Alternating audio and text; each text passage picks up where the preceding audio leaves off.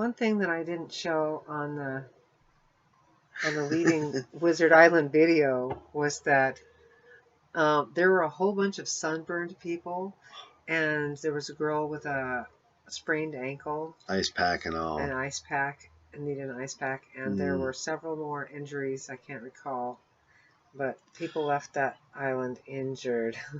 Stings, scrapes, bruises, right. all kinds of.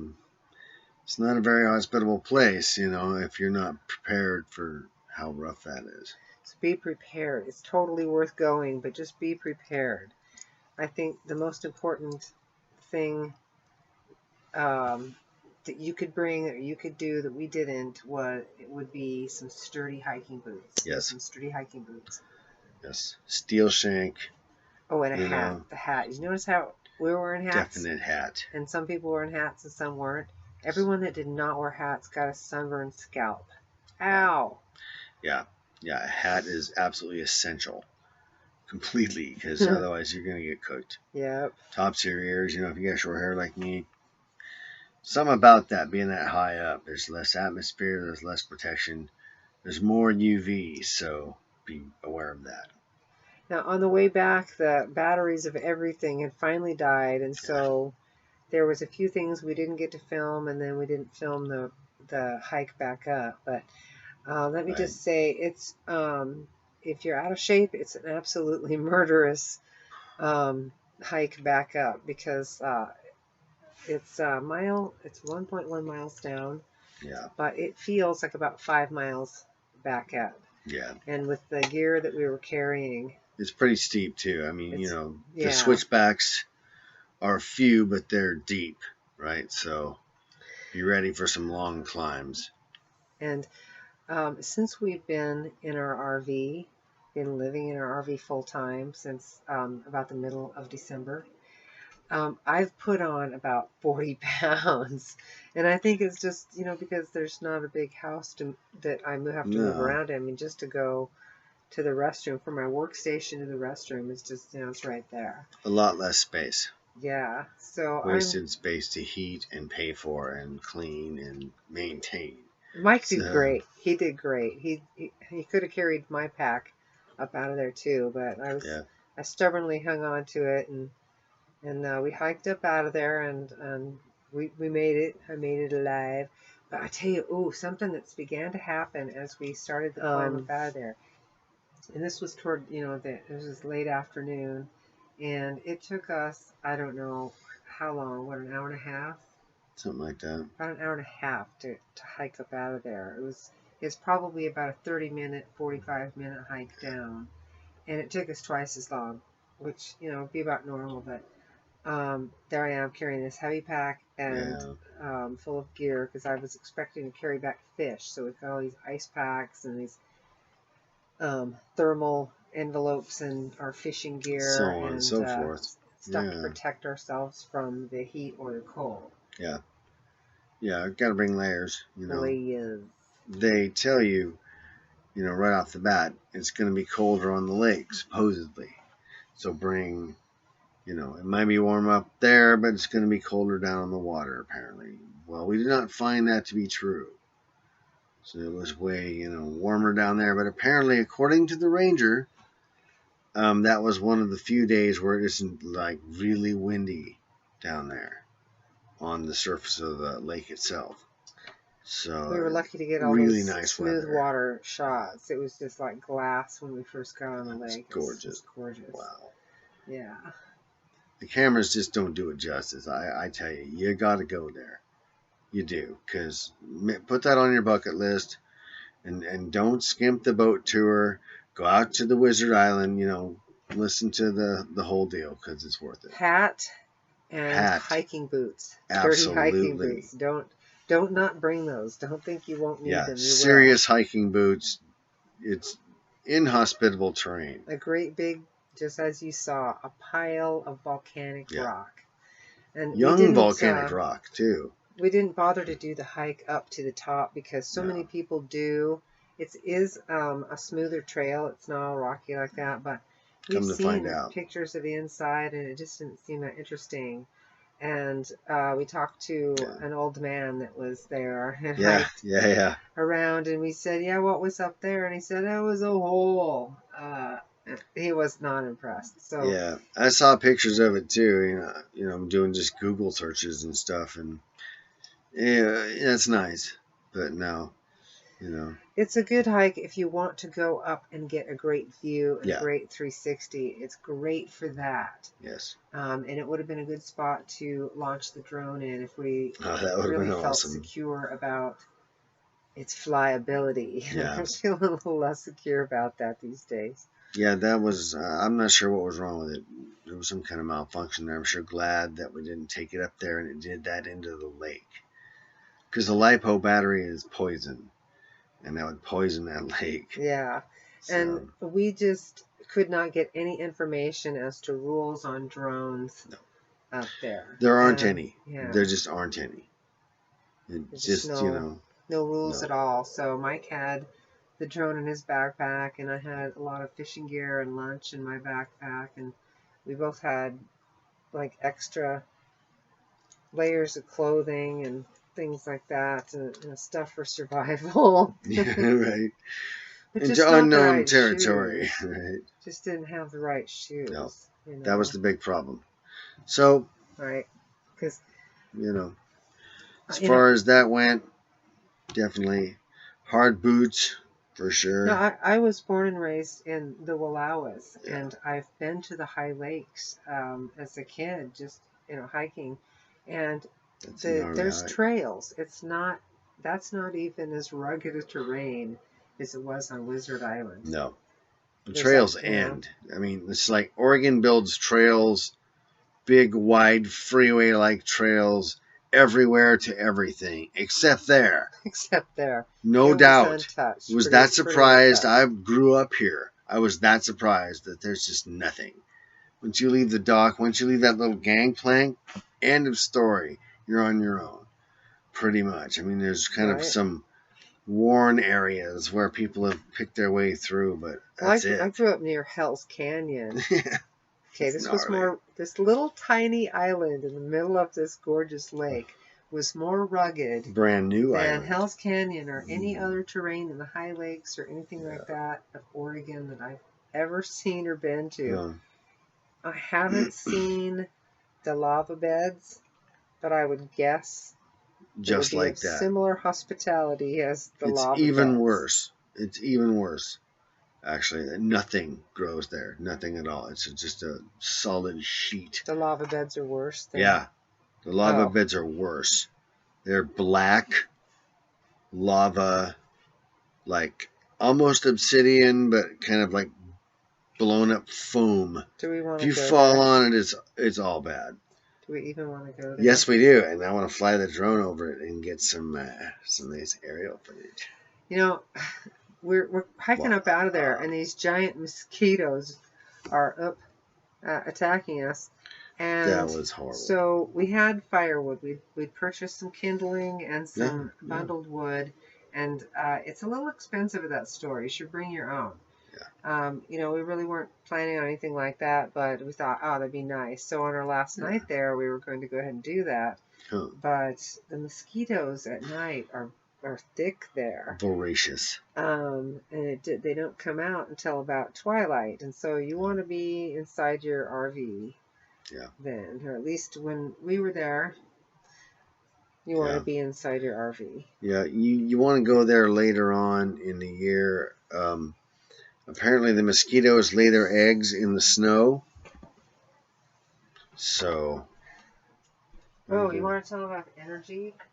Yeah. Energy usage for boondocking, probably the most important part of the reason we're boondocking. Here's the deal on the energy usage.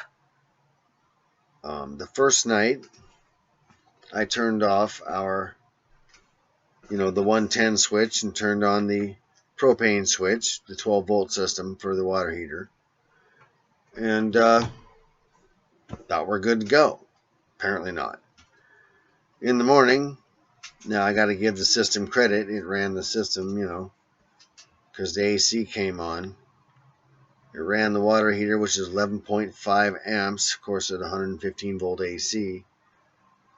and we were still, 40% battery power in the morning. That's also running the furnace, the propane furnace with the fan on it and all.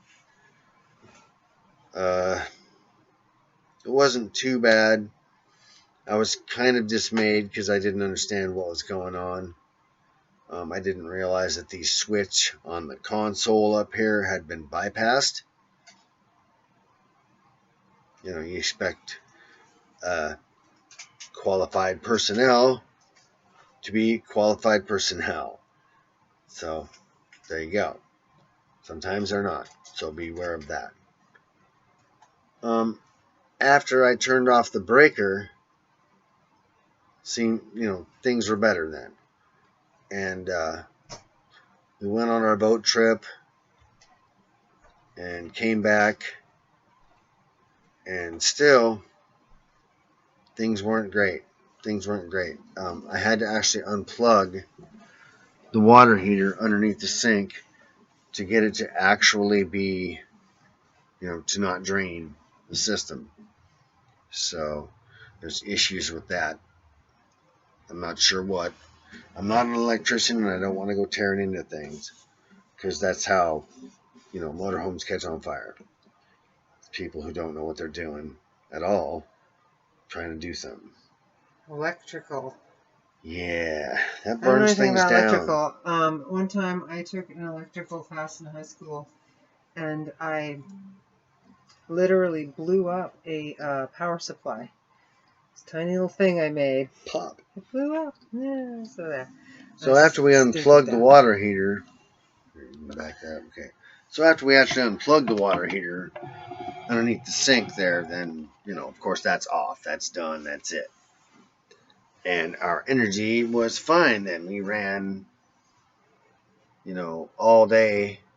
You could see from our aerial video that the tree shadow would get on us in the afternoon, but during solar noon, from say 12 through 3, we were wide open. We were running our air conditioners and holding it, no problem. It was nice 75 degrees in here with the sun just cooking down on the rig, and it was pretty hot outside. It was like, getting up in the 80s. So, not bad. We just had one flaw in there, and that was it. Other than that, this thing's bulletproof. We could run our whatever we needed to run anytime we needed to run it, during the day. So there you go.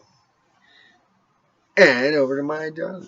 There was a lady that was interested in our sharing of our music around the campfire, and honestly, we just put our firewood in our plastic bin and kept it there and still have it. Yeah, we still have it. So I just gonna play this a little bit because I didn't want to do some kind of weird performance or anything, but she was just so sweet and wanted us to share that I decided at least I'd just play something. Ooh, I'm a little rusty.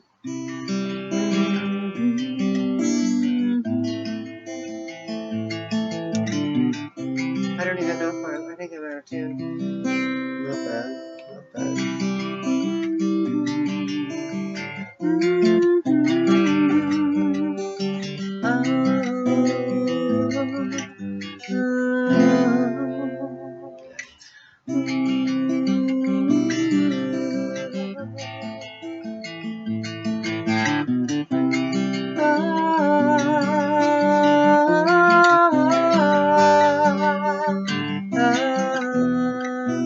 Oops.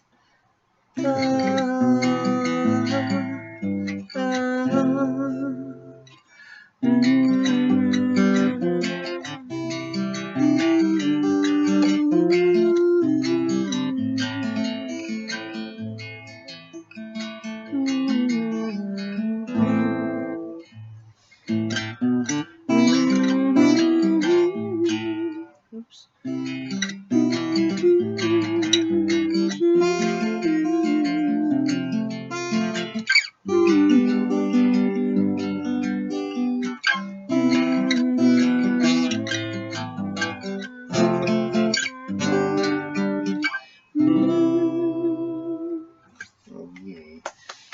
darling.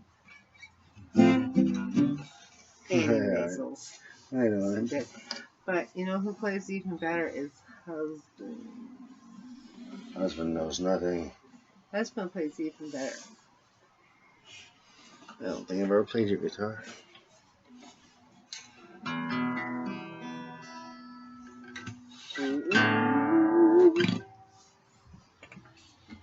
There's too much stuff over here. Just a little ditty, honey. Just a little diddly doodly doo. Okay. Just a doodly doo.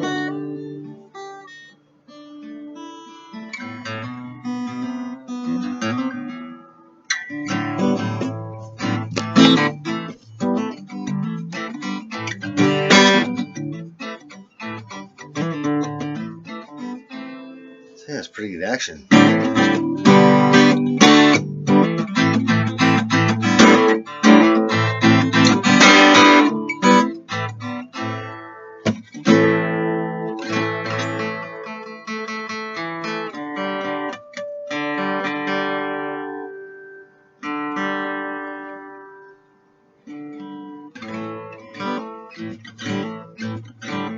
That's better.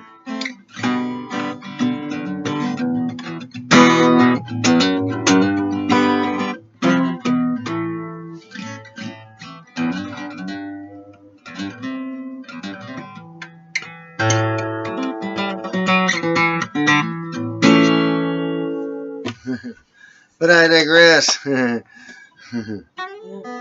got caught up in real life and stopped playing so much. So Yeah. we play together all the time on the cord. Raising kids happens, life happens. But we did have fun. Yeah, we We had a did. lot of fun. We were fun at one time. No, I don't mean that. I mean we had fun playing. We had fun. Is there anything else we want to talk about? Well,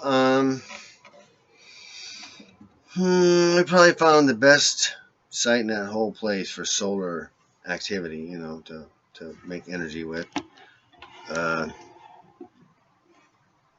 As far as being in an old growth forest, that place was beautiful. So we made a lot of power there. I was having the big panel, you know, that system maxing out at 60 amps all the time. And so we're, you know, the other one was doing 20 to 25. So we're pulling a lot of juice there, you know, 80, 85 amps altogether. It was pretty sweet. And we could hold both ACs tuned to like 80 degrees. So they're cycling on and off, you know, easily. And it was no problem. So altogether, a successful boondock. And all was well.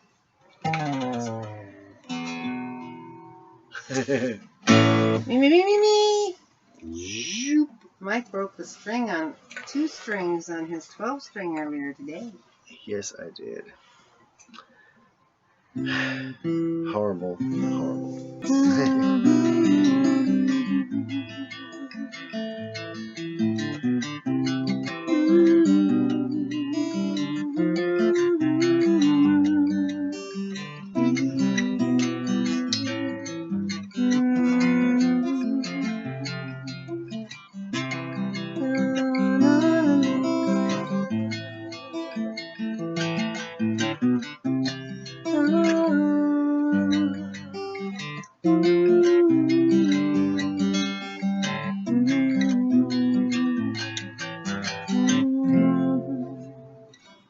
That's not the song I was trying to play. This is not the same.